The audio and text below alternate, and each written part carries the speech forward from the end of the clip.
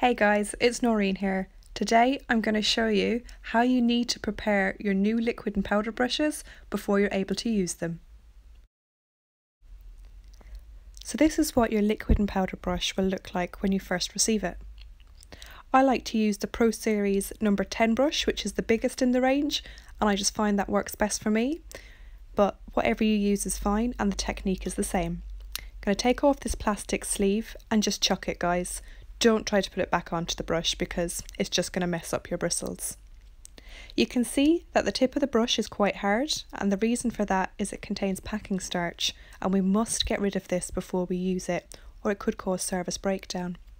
You can see I'm just wiggling the bristles between my fingers and I'm just flicking it up and down just to check that there's no residue left or none of that packing starch left on the bristles.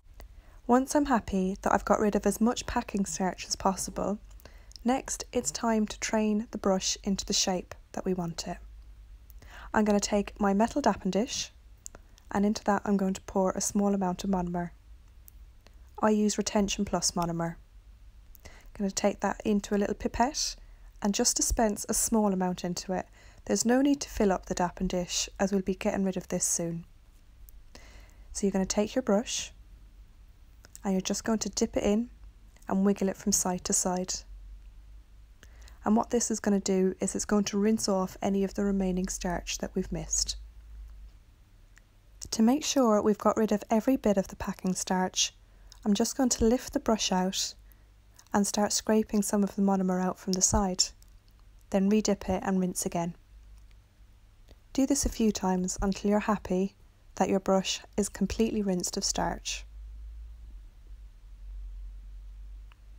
Next, set this brush to one side for a moment, and using a lint-free pad, you're going to soak up the monomer that's in your dappen dish. Throw this pad away, and next we're going to take the pipette and refill the dappen dish with a little bit more monomer. It's important that you dispose of this monomer because if you chose to use this, you could have possible yellowing in your enhancements.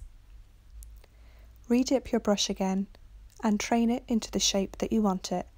If you prefer a paddle shape, scrape the brush flat.